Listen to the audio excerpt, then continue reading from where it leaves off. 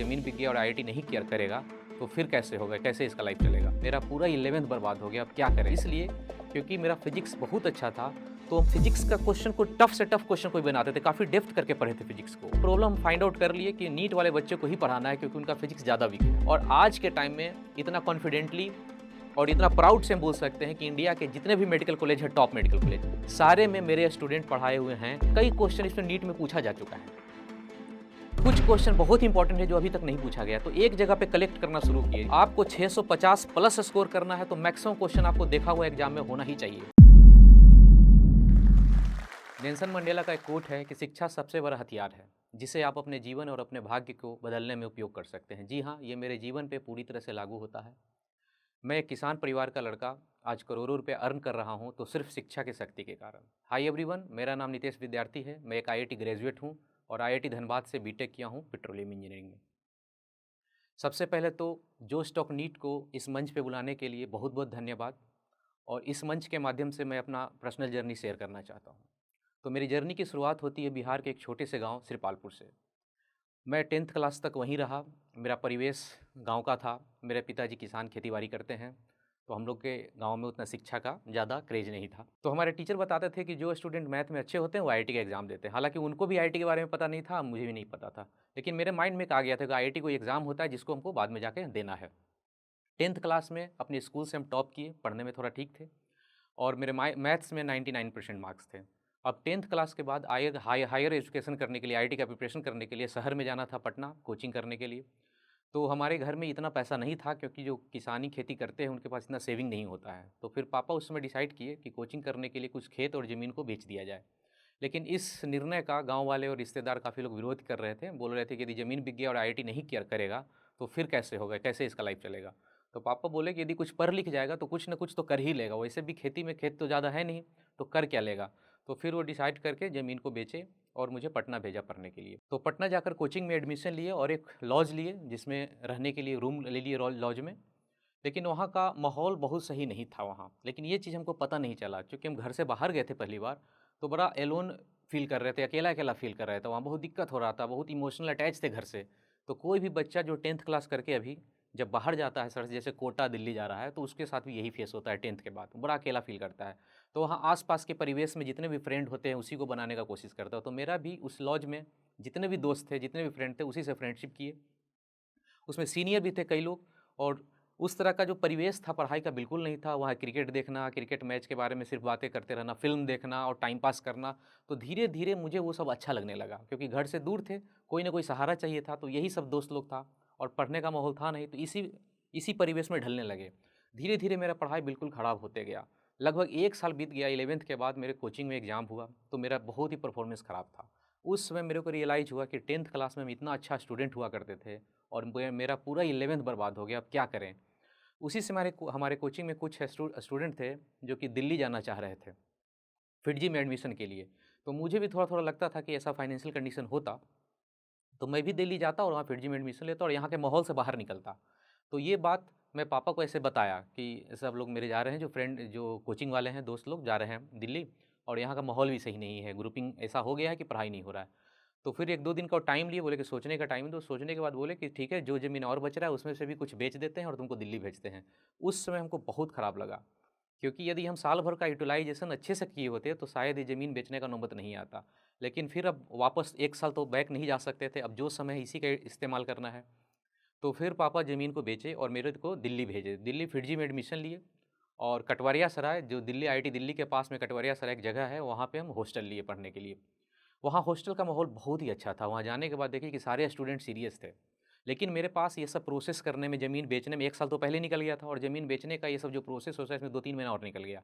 यानी मेरे पास टोटल 6 से 7 महीने थे आईआईटी करने के लिए।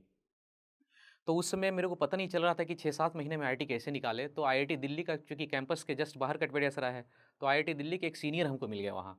उनसे हम पूछे कि मेरे को इतना कम समय में 6 महीने 5 महीने में कैसे आईआईटी करना है। तो वो बोले कि तुम्हारा एम क्या है, जेईई मेन करना या फिर आईआईटी एडवांस करना। तो हम बोले उस टाइम कि मेरे को आईआईटी एडवांस करना है। तो सीधा सीधा वो ट्रिक बताए कि आईआईटी एडवांस करना हो तो सिर्फ एक पेपर को स्ट्रॉन्ग अच्छे से करो, कम समय यदि है तो एक पेपर बहुत ही स्ट्रॉन्ग कर लो, आईआईटी एडवांस हो जाएगा। यदि जेईई मेन करना है तो 2 पेपर स्ट्रॉन्ग कर लो। तो मेरे पास चूँकि समय था नहीं ज़्यादा टाइम, तो हम एक पेपर फिजिक्स, चूँकि हमको शुरू से पढ़ने में अच्छा लग रहा था, तो फिजिक्स को ही हम और अच्छा करना शुरू कर दिए। मैथ और केमिस्ट्री को कम कर दिए पढ़ना और फिजिक्स को और ज़्यादा पढ़ने लगे। तो धीरे-धीरे मेरा फिजिक्स बहुत ही अच्छा हो गया, यानी कि उस हॉस्टल में किसी को भी एडवांस लेवल का प्रॉब्लम होता था फिजिक्स में, तो उसके प्रॉब्लम को हम ही सॉल्व करते थे। लेकिन केमिस्ट्री और मेरा मैथ्स बहुत ही कमज़ोर हो गया था। फिर वो मेरा बोर्ड का टाइम आया, बोर्ड दिए तो मेरा 60% 12th बोर्ड में मार्क्स आया, इसलिए क्योंकि बोर्ड का हम तैयारी किए नहीं थे। और एआई ट्रिपल ई, पहले जो जेईई मेन का नाम एआई ट्रिपल ई हुआ करता था हमारे टाइम, एआई ट्रिपल ई में मेरा रैंक आया 5656, यानी 5000, एक मोटा-मोटी बोला जाए तो 5600 रैंक आया।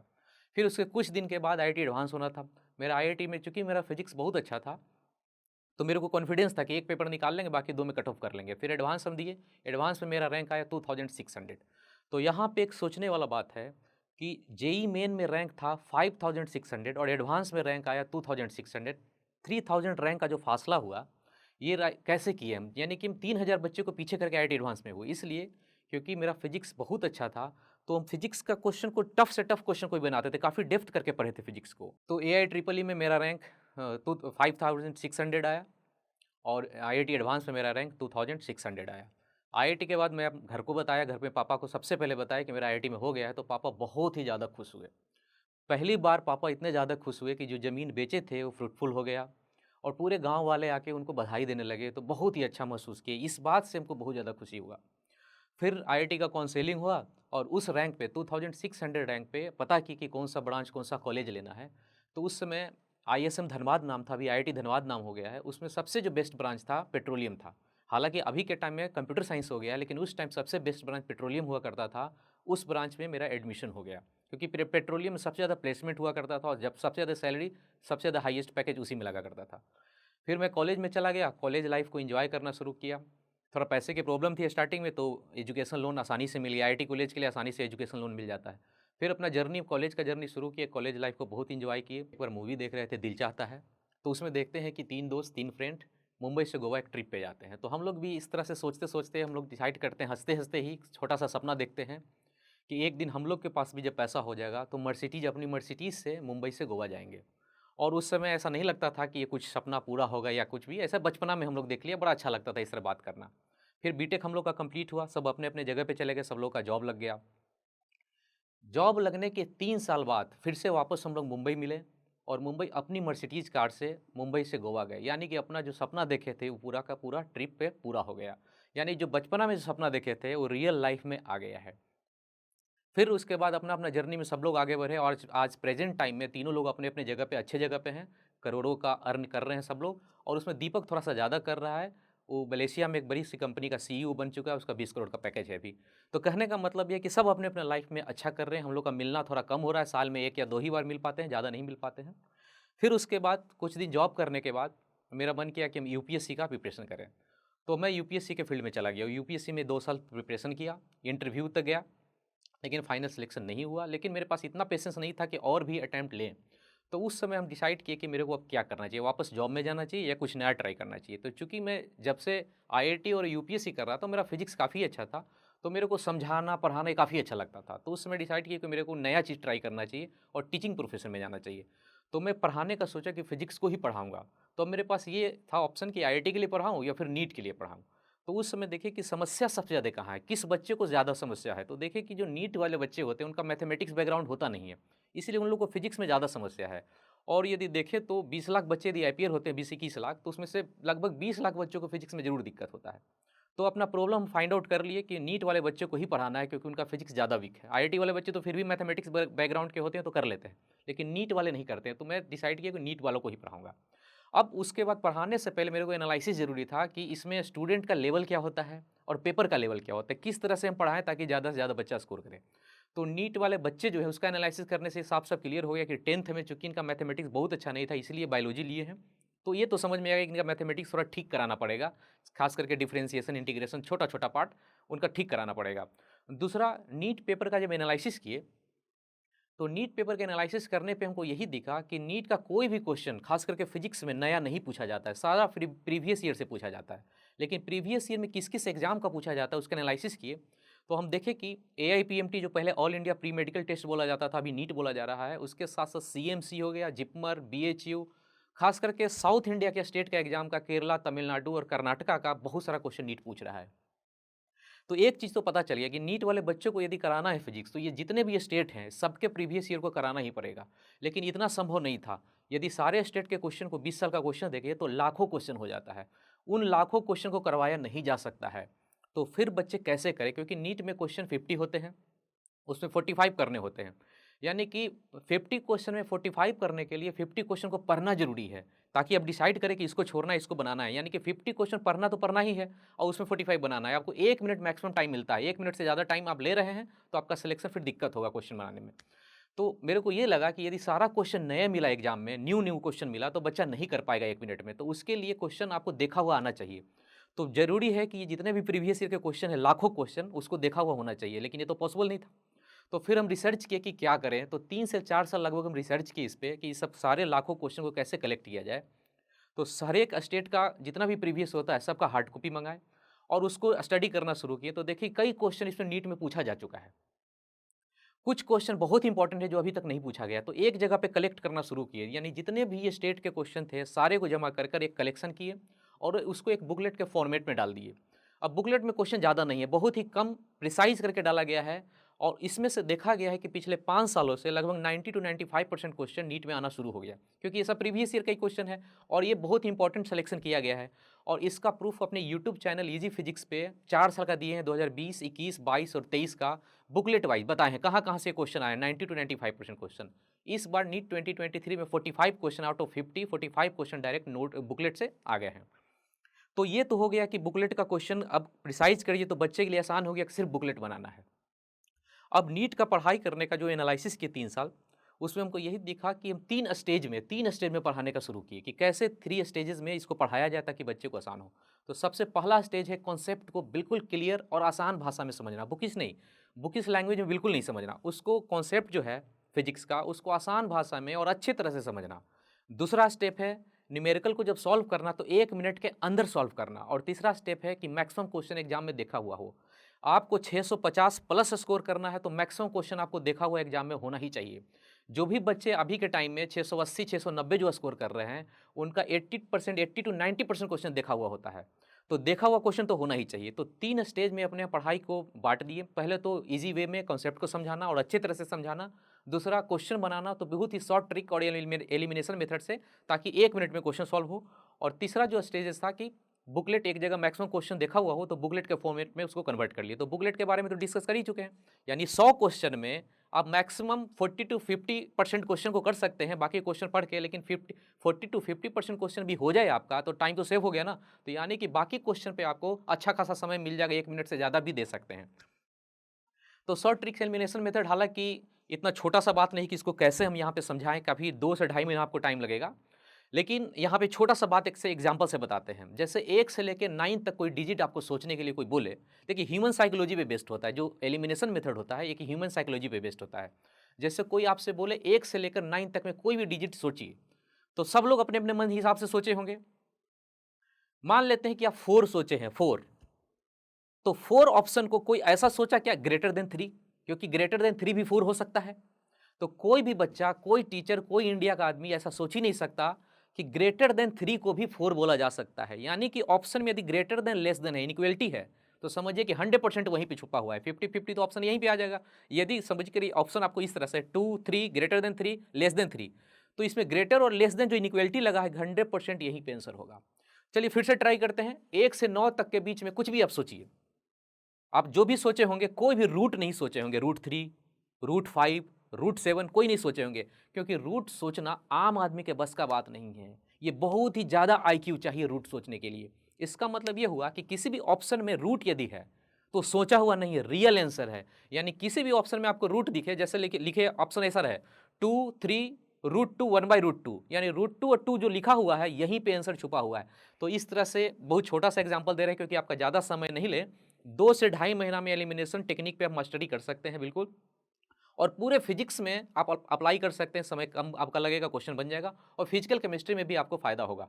इस बार का एक एग्जाम्पल देते हैं। नीट 2023 का एक पेपर हुआ है इस बार, उसका बस ज़्यादा नहीं, एक क्वेश्चन का एग्जाम्पल देते हैं। ग्रेविटेशन का एक क्वेश्चन था जिसमें आपसे पूछा था 3π/4 GD, 3π/4 GD इसका डायमेंशन क्या होगा या इसको किससे मैच करता है। तो उसका ऑप्शन था T² T, √T या 1/T यानी एक बात देखिए, 3π/4 जी डी लिखा हुआ था, इसका आपको ऑप्शन ट्राई करना था। तो ऑप्शन देखिए सबका डायमेंशन अलग है, एक टी स्क्वायर है तो एक टी है, एक 1/t है तो एक √t है, यानी सबका डायमेंशन अलग है। इसको एलिमिनेट कर सकते हैं, बिल्कुल आसान तरीके से एलिमिनेशन से इसको सॉल्व कर सकते हैं।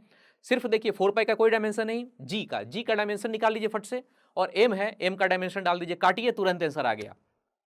तो इस तरह से शॉर्ट ट्रिक एलिमिनेशन मेथड से हम बच्चों को पढ़ाएं। तो ये तीनों चीज जब हम अप्लाई करना शुरू किए, इजी वे में नोट्स देकर उनको पढ़ाना, एलिमिनेशन टेक्निक से क्वेश्चन को 1 मिनट में सॉल्व करना, और मैक्सिमम क्वेश्चन एग्जाम में देखा हुआ, तो इसको देखने के बाद हम ये देखें कि बच्चे में इंप्रूवमेंट काफ़ी आया और रिजल्ट होने लगा। फिजिक्स बढ़िया हुआ, चूंकि बायोलॉजी और केमिस्ट्री मेडिकल वालों का अच्छा होता है, और फिजिक्स जैसे ही अच्छा हुआ तो रिजल्ट होना शुरू हो गया है।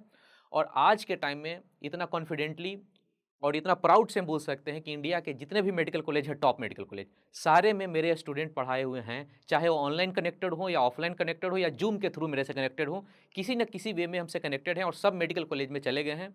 और अभी प्रेजेंट टाइम में मैं अपना इजी फिजिक्स ऐप पे लगभग 10,000 नीट एस्पायरेंट्स को फिजिक्स पढ़ा रहा हूँ। तो नीट 2024 जो लोग दे रहे हैं उनको मेरा मैसेज है, क्या करना चाहिए क्या नहीं करना चाहिए। क्या करना चाहिए उस पर बात करते हैं। सबसे पहले आपका सिलेबस दिसंबर या 15 जनवरी तक कंप्लीट हो जाना चाहिए, सब चीज़ का, फिजिक्स केमिस्ट्री बायोलॉजी का सबका सिलेबस आपको 15 जनवरी हार्डली तक आपका कंप्लीट होना चाहिए। उसके बाद मल्टीपल टाइम रिवीजन होना चाहिए, लगभग मेरे हिसाब से बोले तो 10 बार रिवीजन जरूर होना चाहिए, खास करके फिजिक्स को, क्योंकि फिजिक्स में आपको ज़्यादा दिक्कत है। तो 10 टाइम्स नोट्स बुकलेट इसका रिवीजन करके ही जाएँ, तभी क्वेश्चन देखा हुआ वो तो बना पाएंगे। और तीसरा है टेस्ट, आप टेस्ट सीरीज दें, ऑफलाइन मोड में दें, और उसमें सबसे बेस्ट जो हमको लगता है, जो हमारे यहाँ जो रिजल्ट हो रहा है स्टूडेंट का, आकाश और एलियन का ऑफलाइन मोड का जो लोग टेस्ट दे रहे हैं उनसे काफ़ी फायदा हो रहा है। यानी कि एलियन और आकाश के ऑफलाइन मोड में जो आप टेस्ट देंगे उसमें जो आपका मार्क्स आएगा 20-30 नंबर ऊपर नीचे होगा, हो सकता है ज़्यादा भी हो कम भी हो, लेकिन यह स्टैंडर्ड माना जाता है। जब भी आप टेस्ट दें तो 2.5 घंटा में कोशिश कीजिए देने का ऑफलाइन सेंटर पे जाके, 3 घंटा में बिल्कुल ना दें, ताकि अभी से आपका प्रैक्टिस हो कि कम समय में देने का। फिर उस पेपर को घर पे आने के बाद 2 से 2.5 घंटा एनालिसिस कीजिए कि कौन सा नेगेटिव हुआ, कौन सा आपका रॉन्ग हो गया, सारा का एनालिसिस कीजिए। तो ये हो गया कि करना क्या है, क्या नहीं करना है वो भी ध्यान रखिएगा। जनवरी मंथ से बहुत सारे क्रैश कोर्स यूट्यूब पे आ जाएंगे, बहुत सारे क्रैश कोर्स आ जाएंगे, बहुत सारा one shot video, marathon video, crash course, ये बिल्कुल नहीं देखेंगे। यदि आप देखते हैं तो पक्का ड्रॉप आपका होगा ही होगा, क्योंकि हमारे यहाँ से जितने भी बच्चे सेलेक्ट किए हैं, कोई भी लास्ट टाइम में क्रैश कोर्स नहीं देखता। अपना जो नोट्स बना है आपका ना, लास्ट टाइम में उसी नोट्स को 10 टाइम्स रिवीजन कीजिए। जो मटेरियल है किसी नए लेक्चर को देखकर फिर से उससे सीखना, ये बहुत ही ज़्यादा डेंजरस है, इसको मत कीजिएगा काम। दूसरा काम कि ये साल भर मोटिवेशनल वीडियो और लेक्चर जो आता है, या स्पीकर बहुत सारा मोटिवेशनल या स्ट्रेटजी वीडियो आपका आता है, इसको भी ज़्यादा ना देखें। जो लोग सेलेक्ट करेंगे अभी 2023 में, 8-10 स्टूडेंट का भी इंटरव्यू देख लें कि किस पैटर्न पे इन्हें काम किया, उसके बाद बंद कर दें देखना स्ट्रेटजी मोटिवेशन, और रिवाइज करें ज़्यादा से ज़्यादा पढ़ाई करें, वही आपका मेन मोटिवेशन, वही रिजल्ट आपको देने वाला है। और सोशल मीडिया का कम से कम इस्तेमाल करें, फेसबुक और इंस्टाग्राम का जितना कम हो सकता है उतना इस्तेमाल करें। यूट्यूब का चूंकि अब पढ़ाई करना जरूरी है तो यूट्यूब का इस्तेमाल करते रहिए, लेकिन फेसबुक और इंस्टाग्राम का कम इस्तेमाल कीजिए। और अपने सर्किल को देख कर रखिए कि किस तरह से सर्किल आपका बढ़िया सर्किल होना चाहिए, नहीं तो जैसे हम 11th क्लास में मेरा डिस्ट्रैक्शन हुआ था, वैसे आप लोग का भी हो सकता है। तो ये हो गया क्या करना है और क्या नहीं करना है। और देखिए मैं एक छोटा सा 2 स्टोरी आपको शेयर करना चाहता हूँ। नीट 2023 में जो 2 स्टूडेंट हैं, काजल हैं और एक नरगिस है। तो पहले नरगिस की बात करते हैं। नरगिस 2022 में 2022 में कोटा में थी, एलन में, और वहाँ पे तैयारी कर रही थी और मेरे से फिजिक्स पढ़ती थी ऑनलाइन। उसका सही चल रहा था तैयारी, और वो बोलती भी थी कि सही चल रहा है, लेकिन मेरा चूंकि समय नहीं था तो बहुत ज़्यादा क्वेश्चन उससे पूछते नहीं थे। तो एग्जाम से 2 महीने पहले उससे क्वेश्चन पूछना शुरू किए कि ये चीज़ बताओ, वो चीज़ बताओ। वो नहीं बता रही थी, ठीक से जवाब नहीं दे रही थी। फिर मेरे को लगा कि पक्का, और जब भी बात करती थी तो थोड़ा लगता था इस लैंग्वेज से कि कुछ डिस्ट्रैक्टेड है। तो हम उसको बोले भी कि तुम्हारा डिस्ट्रैक्शन हो रहा है, शायद इस पर तुम्हारा सिलेक्शन नहीं हो। उसको बहुत बुरा लगा और मेरे से बात करना छोड़ दी। नीट का रिजल्ट आया, उसका सिलेक्शन नहीं हुआ, इसलिए क्योंकि जो बात हम बोले हैं कि इतना बार मल्टीपल टाइम्स रिवीजन करना, उनसे नहीं हुआ था, इसलिए सिलेक्शन नहीं हुआ। फिर रिजल्ट के 1 महीने बाद फिर से हमसे मिलने आई, रिग्रेट काफ़ी थी और बोल रही थी कि सर सॉरी, जो आपका बात हम नहीं सुने अच्छे से और रिजल्ट मेरा नहीं हुआ, तो इस बार क्या करें। उनके घर वाले एक ही मौका दिए थे, इस बार लास्ट मौका दिए थे कि यदि आपका रिजल्ट नहीं होता तो शादी करा देंगे। तो हम बोले कि यही मौका है, पूरा जम के पढ़िए, नहीं तो फिर आपका लाइफ पूरा हेल हो जाएगा, क्योंकि शादी अभी हो जाएगा, फिर आपको कितना पढ़ना है सब तो गड़बड़ हो जाएगा पूरा।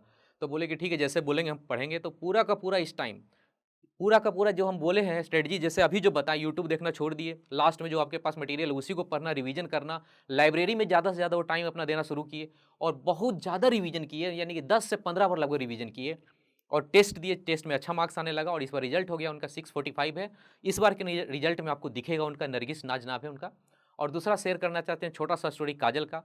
काजल के साथ भी ऐसा ही था, बीच में उनका हेल्थ इश्यूज़ काफ़ी आ रहा था। हालाँकि उनको पढ़ने में कमी नहीं था, जैसे पढ़ाते थे पढ़ते थे, लेकिन हेल्थ इश्यूज़ इतने आए, अब क्या कर सकते हैं? आपका किस्मत या कुछ ऐसा है प्रॉब्लम कि हेल्थ इश्यूज़ मेजर आ जाएँ, तो फिर क्या कर सकते हैं? लेकिन हेल्थ इश्यूज़ के बावजूद चूँकि ये मल्टीपल टाइम रिवीजन किए थे, ये 15 प्लस रिवीजन किए थे, 15 टू 20 टाइम्स रिवीजन कर लिए थे। इसीलिए इनका फिजिक्स में 180 मार्क्स आ रहा है और ओवरऑल 680 आ रहा है। और इनका ड्रीम कॉलेज है कि कोई एम्स मिले तो पक्का मिल जाएगा।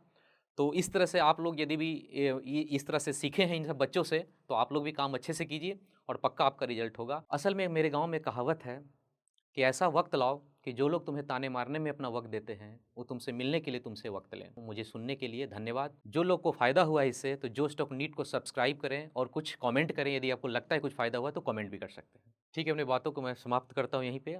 मुझे सुनने के लिए धन्यवाद। Good luck future doctor.